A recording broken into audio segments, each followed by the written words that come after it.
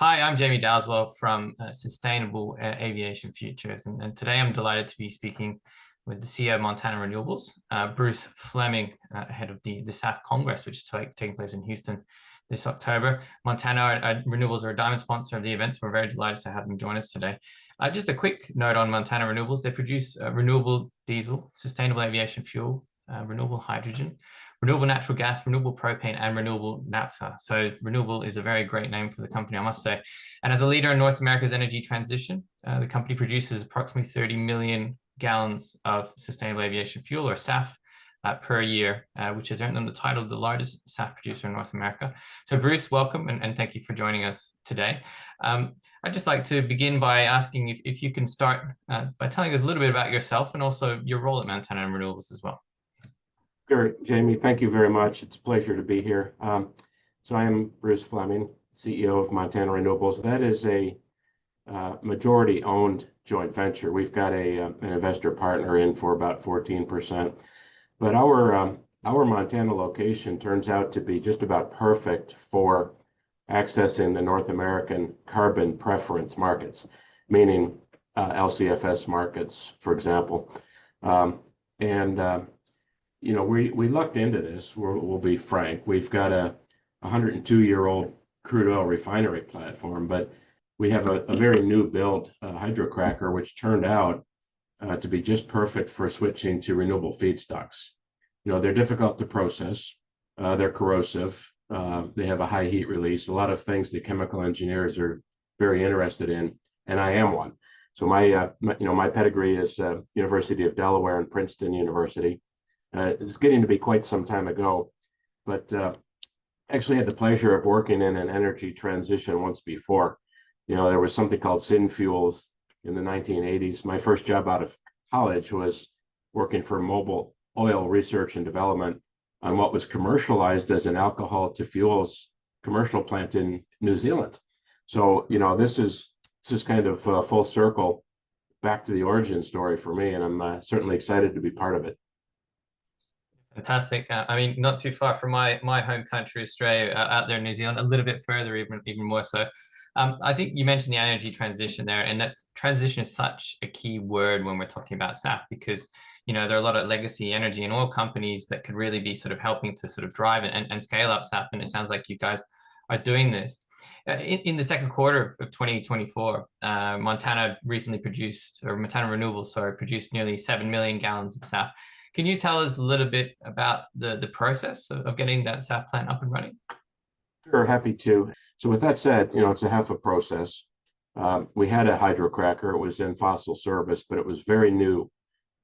We commissioned it in 2016. So as refinery toys go, that's brand new. Had just the right attributes, just the right sort of metallurgy and process capabilities. So almost literally, we simply switched feedstock. Now, that put us in business. The journey was, we carved this out of our parent corporation in 2021. We began operations in 2022. In 2023, we expanded operations. We made additional investments on the site. That's when the renewable hydrogen came online. That's when the SAF came online, and we also doubled throughput. So, our balance sheet at this point is order of $1 billion. We spent most of 2023 commissioning and shaking down, and in 2024 we're hitting the run rate. So that 7 million gallons you mentioned, and if we annualize it, the 30 million gallons per year is our offtake agreement with Shell. We can make more. We have made more, so we're probably on the cutting edge. I love saying that we're the largest Western Hemisphere SAF producer. May not be able to say it much longer, so I'll say it often. Kudos to World Energy in Paramount, California for being the first. They're much smaller. We're the second. We're a bit bigger. There will be more, but what has to happen here is somebody's got to pay for it. And the paying for it is the last thing that happens. We haven't had very much private money come into this space. There's been a lot of government support. We can return to that. I'm sure you mean to. But if you think about what has to happen, you've got to have an asset constructed. You've got to have a workforce in place. They've got to be trained and experienced. There are certifications for some of the positions, qualifications that have to be met. You have to know how to inspect and maintain physical equipment. You have to operate a feedstock supply chain inbound. You've got to sell product to somebody outbound. The petroleum refiners are already doing all of those things. And our experience, when I said a minute ago, literally about all we did was switch feedstock, that was a journey. It took us a good 12 months to get through our sequential commissioning of all of the bits and get that shaken down. I shudder to think what happens to a completely new entrant with the Greenfield project. And so I think there's a lot to unpack there, but it boils down to this transition will take longer than the promoters would like you to think. And so the fact that in several locations around the globe, government is forcing the transition or supporting the transition, take your choice, that's just critically important. You know, government has a role to play in technology forcing. I think some of the technologies, if we use alcohol to fuels our old hat, you know, it's not going to be difficult, but launching a corporation, attracting risk capital, securing insurance, that is difficult. The really greenfield folks are on a very long journey. You know, I sat next to the Sky Energy folks at a panel last November in Europe, and the guy next to me said, "You know, I've only been doing this 7 years." And I looked at him. It's like your corporation's been trying longer than that, and they're just maybe barely getting off the ground. Now that's an EU reference, but there's a lot to unpack here. I'll give you the questions back and see where you want to take all that. No, absolutely. I think we'll touch upon maybe some lessons for some of those greenfield players, which perhaps you can share as someone who's been there and is doing it physically. And I think the industry certainly needs trailblazers, you know, like yourselves and World Energy as well. And I think that there'll be more to come. But as you said, still a lot of challenges, still a lot of moving parts that exist in the market. Look, you touched upon the different sort of approaches with regards to the somewhat with the economic sort of approach that the USA is driving versus the kind of mandate-driven approach which Europe is driving. I mean, the scale-up required to meet industry targets, you know, self-imposed some and others by sort of governments by 2030 is enormous. What kind of economic support mechanisms do you feel would help support this? Is the IRA enough? Does it need to go further? Are there other sort of radical types of mechanisms that could be incorporated to help really sort of scale SAF to where it needs to be? Sure. I think so. Your question is on 3 levels. Let me kind of walk it up from the bottom. So what you see happening in the market now is essentially opportunistic or experimental in nature. Not the technology. I do want to emphasize that HEFA tech or alcohol to fuels tech is proven. You know, I don't think there's any kind of technical risk. Nobody's ever argued that there is. But when I say experimentation, you know, if 0.1% of the global jet demand is renewable today, and we want to get it, you know, if you look at IATA, they're thinking maybe 65% or so by 2050. You know, that's not going to happen if we continue to approach the problem the way we're presently approaching it. So I use the word experimentation on purpose because I think it's a good thing. This is the energy transition. This is not the energy shut down and replace, totally different, start over. You know, that's not wise. You know, I think the first rule here is do no harm. And if you look at previous transitions, you know, we went from wood to peat to coal to oil to gas. Nuclear should have featured in there, and I think it'll come back again. But every one of those was about 50 years in the making. So I think sitting early in this century with a horizon that goes to 2050 is proper. It's going to give reasonable runway, no pun intended, for this to settle out, for the winning ideas to bubble to the surface, and for some of the ones that actually don't make sense to fall away. So if you take that on and then you want to move up one and say, how do you drive it? The answer is, look, what do investors want? First thing they want is their money back. You know, they don't want to lose their money. Second thing they want is with interest, thank you. You know, and whether that's equity profits, whether that's an interest on a loan, you're not going to attract money if there's a risk of failure. And so the experimentation, which is frankly few and far between, are those that either had the compelling investor presentation. And I don't mean a shiny PowerPoint deck, I mean de-risked. So if I go back over the list I gave you and say, look, we were in business at this site for a century. The workforce was in place. It was experienced. We were able to operate safely. We were able to operate compliant with law and regulation. We simply were switching the feedstock. And refiners are actually good at that. This was enough of a step out that we did have some teething problems and some learning curve. But the person that shows up and says, you know what, all of that's no problem, I've hired some people to do it for me, they're not going to get funded. They're not going to get funded privately, and frankly, they're not going to get funded public. And so de-risking is just huge. So as we get through the experimentation and as people show what's possible, by and large, I think you're going to find two characteristics, and this is the intermediate. This is the 2030 kind of goal. Number one, we're going to jump into the existing supply and distribution network. This doesn't happen if you have to build all new moving, conveyancing logistics. So the fact that HEFA-based or alcohol-based SAF, SPK to SAF is going to be drop-in compatible is critical. The novel ones that are not drop-in compatible, look, they're not going to happen. You can't afford to replace all of the infrastructure. So, the intermediate part is really in the hands of the extended existing energy value chain.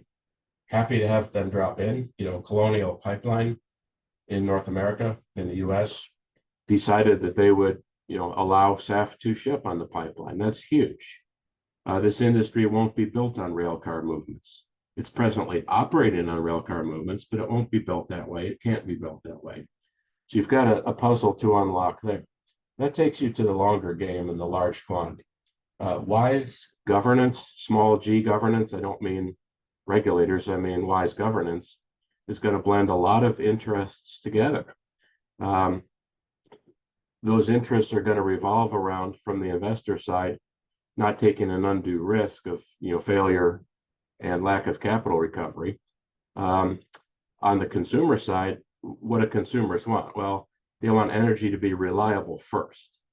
And if you go to SAF, you absolutely want that to be reliable first. Nobody's going to experiment off the ground. So a lot has gone into that.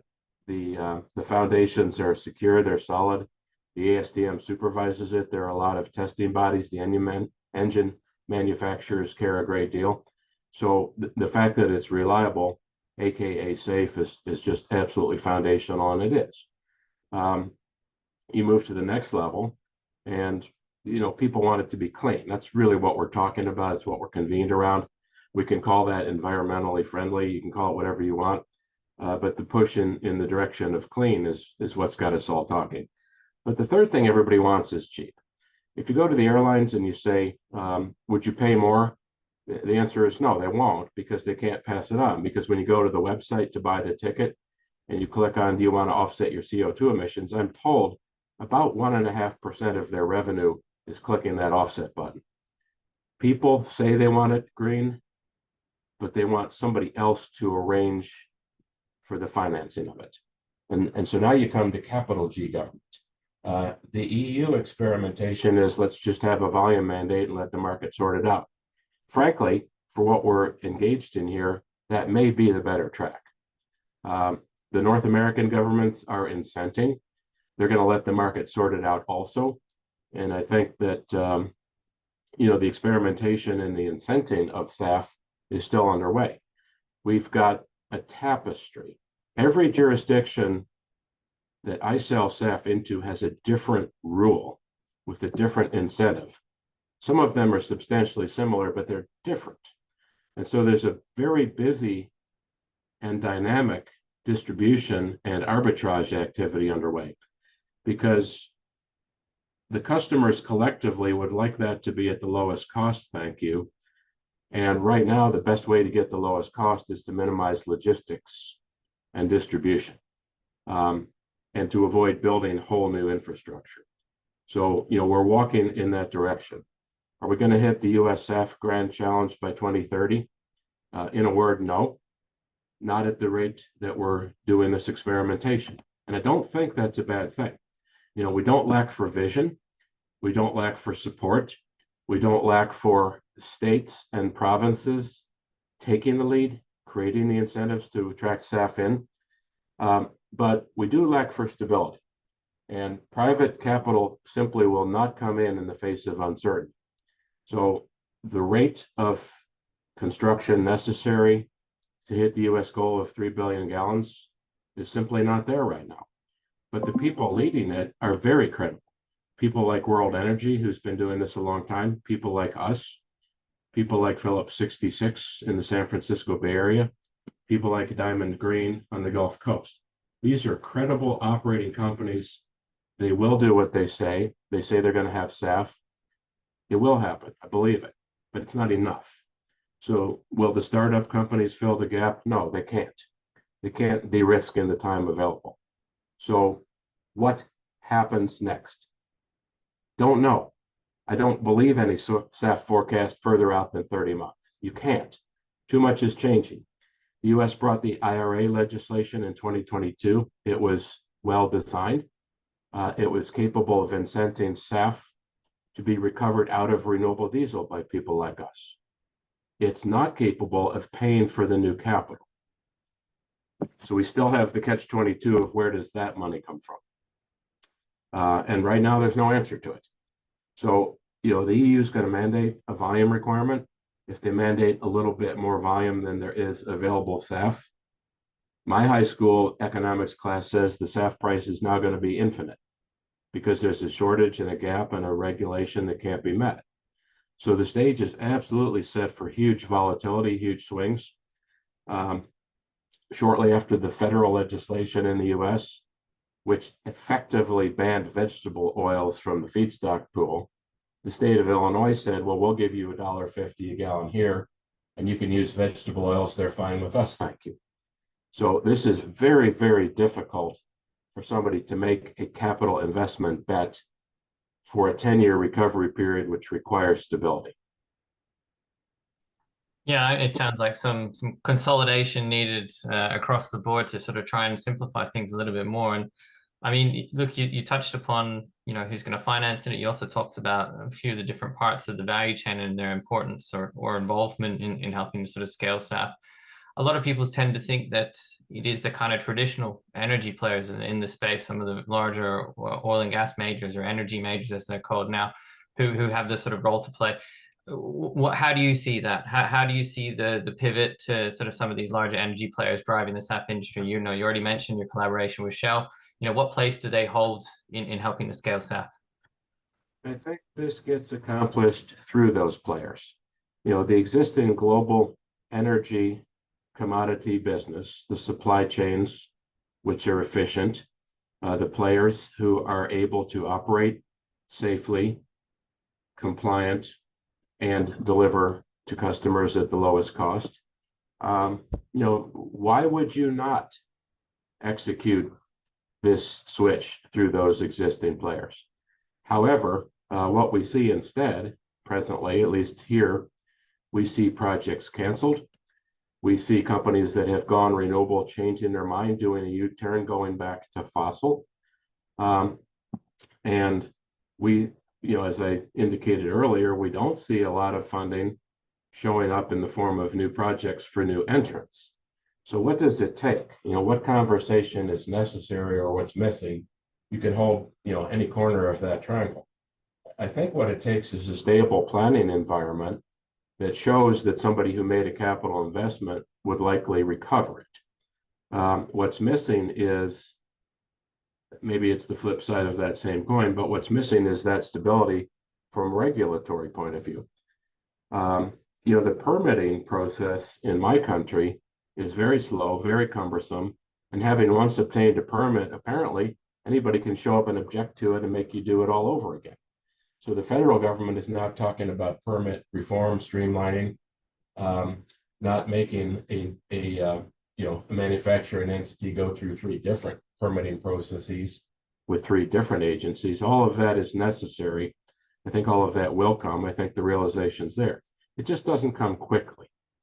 So if we don't deliver the SAF Grand Challenge by 2030, it's because somebody that was ready to go couldn't get their permit. And I don't mean that lightly. Let me tell you a story. So we're the largest SAF producer in the Western Hemisphere. I won't be able to say that much longer, so I'll say it again. We were in business. We were running. And we run waste products. We run tallow. It's a discard from a food chain. And if you get the map and you think about where Montana is, you might imagine it can be quite cold there in the winter. So when this tallow shows up in a rail car, it's a solid. There's a hockey puck in there. We've got to warm it up before we can get it out so that we can manufacture the SAF. To warm it up takes steam. We didn't have quite enough steam, and so we applied for a de minimis permit. We wanted a steam boiler. We're going to sit it down near the rail tracks for efficiency. It was going to help us warm the tallow cars to run the waste product to make the SAF. It took literally days to get a cease and desist letter from some lawyer in Oregon who said, you're destroying the environment because you filed for a permit to have this steam boiler. And it says here, you're going to fire it with diesel. And oh my God, the world is ending. And it went on for 7 pages, threatening to drag everybody into court. They didn't even bother to find out what we do here. We are doing what you want us to do, sir, with all due respect. And, this is illustrative of the current public discourse. The reason it's very difficult to advance permitting is that our regulatory apparatus is actually designed to make sure that all voices are heard. But it slows it down. It introduces delays, it raises costs, it creates planning uncertainty. If I go back to the 2 San Francisco Bay Area refiners who both shut down a refinery and switched it to renewables, the first reaction locally was, thank you and good riddance. We don't think we'll give you a permit to do that. And one of them was quicker and the other one took a little longer. But the spread was 3 to 4 years to get permission. Sorry, you asked us to do this, and now you're going to tell us you won't allow it. What am I supposed to learn from that if I'm an investor who might be willing to put risk capital to work? Indeed, I think a lot of misconceptions still around SAF in particular. I think there's a bit of a debate at the moment whether SAF should be continued to be called the S, the sustainable aviation fuel side of things, or something else. And obviously you can get into a lot of the terminology and the nooks and crannies of it, but yeah, clearly a bit more public knowledge probably wouldn't go astray. I think we've covered quite a lot of the challenges that face the industry, and we've heard a little bit about your processes for getting your plant up and running. I mean, for those aspiring SAF producers out there, you already mentioned, perhaps you're not going to be the biggest for much longer, but for some of those other players who are maybe looking at whether it's brownfield or greenfield projects, what are 2 or 3 key lessons learned from the development of your plant that you'd be willing to share with them about how they could sort of scale up their projects? I think it's a great question, and we're happy to share. And I'm gonna mention World Energy again because they shared with us. They were very helpful. They told us some tips and tricks, some things to watch out for to make our operation better and safer when we switched our feedstock to renewable. I'm grateful, and we're going to pay that forward. The degree of difficulty was operationally straightforward. These are refining technologies. We're converting molecules into other molecules. It's what we know how to do. I have no reason to think that any refiner can't do what we did. They'll find the same choices that we found. They'll make the ones that are appropriate for their local circumstances. We benefit in Montana from 41% of the electrical grid being renewable. Somebody somewhere else that's got a large fossil component may very well add a feature to their investment that we did not need to add, since I've already got access to the renewable electricity. But that's going to be very easy. Let me address my response to the new entrants. If the world continues to push this energy transition forward, and if small g governance then organizes to get that done in the best way, with the least risk at the lowest collective cost, We're simply on the next 50-year energy transition like all of the other ones that we've had in the last 200 years. It's not a problem. It's not difficult. However, there's room for everybody. We intentionally chose the lowest total cost technology. That's HEFA. Others cost more. That's going to be a problem for the new entrants in a future state where the industry has enough capacity, because the high cost guys then fall away. But if that takes 20 or 40 or 60 years, that's okay for an investor. They will have recovered their investment. And, in order, I like HEFA. We have a feedstock debate there, food versus fuel. I next like alcohol to jet. Well, I'm sorry, you still have a feedstock debate on food versus fuel. Please go see where alcohol comes from in the world. Next one up is probably some version of gasification. That's a lot more interesting. That's waste biomass, which otherwise might rot and create methane emissions.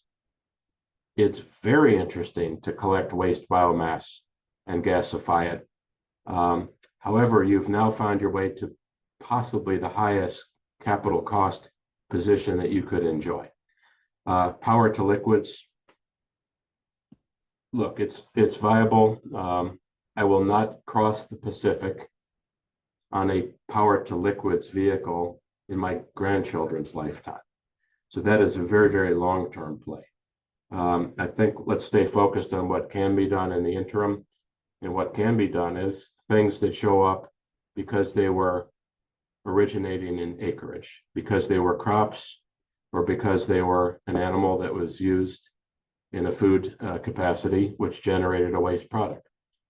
That is going to carry the standard for a couple of decades to come. But let's acknowledge innovation and creativity. So I'm gonna end here with something called Camelina. And I'm going to answer your question a slightly different way, and I'm going to use the word partnerships. We've got very, very good traction on non-food seed oils. Camelina is one, but credible players are backing things like Jatropha, things like Carinata, things like pennycress, and all of these will start to come to market. We think we have run all of the Camelina oil that has been run in our industry, and there's not very darn much, fractions of a percent. But the advantage is the farmers are using it anyway. They need to cover the soil in the winter. They need to switch crops occasionally for soil quality and preservation. And all we're asking is that they please harvest the seeds rather than plow them under, as they have historically done. There will be a lot more Camelina at a lot higher growth rate now that it is a cash crop. And that is a partnership that crosses from one industry to another, which historically didn't really have much connectivity. So let's talk about farm to fuel.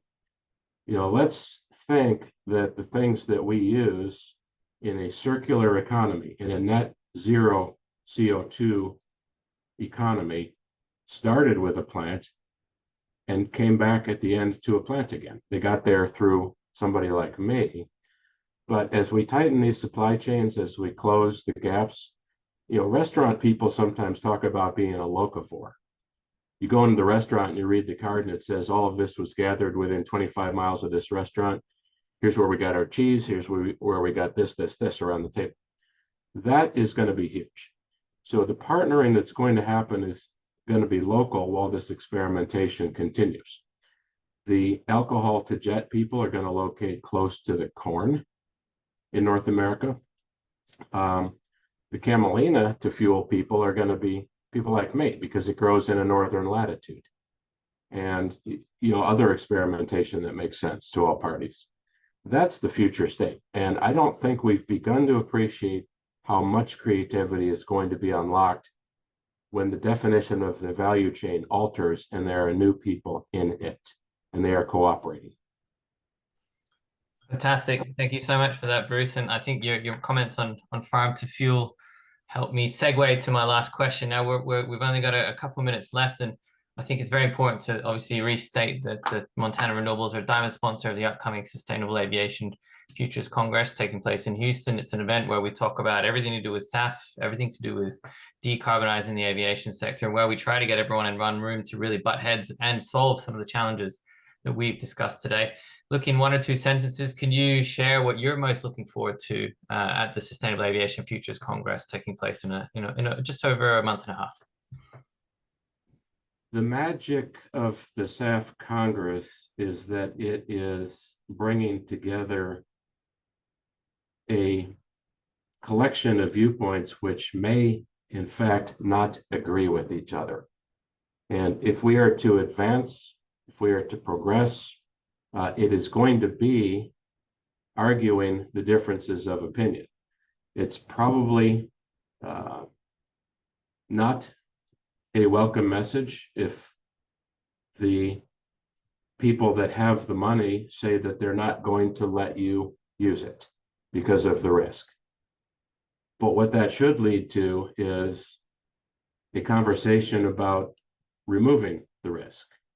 And that is really the last gate that needs to be opened. Everything else I think we've solved along the way. So when you come to something like the SAF Congress, if we allow a string of folks to stand up and tell you how great this is going to be and how fast, we've had the wrong conversation. You have organized that we have the right conversation.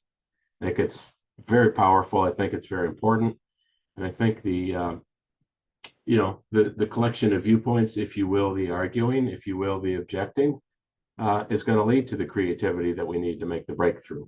But the breakthrough we're looking for is to speed. It's not to technology, it's not to governance, it's not to should I have a mandate on volume or should I incent people. It's to speed, and that's going to go straight to the risk capital. And if we're listening well, the people that are there because they have the money are going to get heard, their concerns are going to get addressed, and then we're going to do this. Fantastic, Bruce. Thank you so much. For more information on Montana Renewables or the SAF Congress, please visit www.safcongressna.com. Bruce, I look forward to seeing you in Houston. Thank you so much. We'll see you very soon. Thank you for the opportunity. Cheers.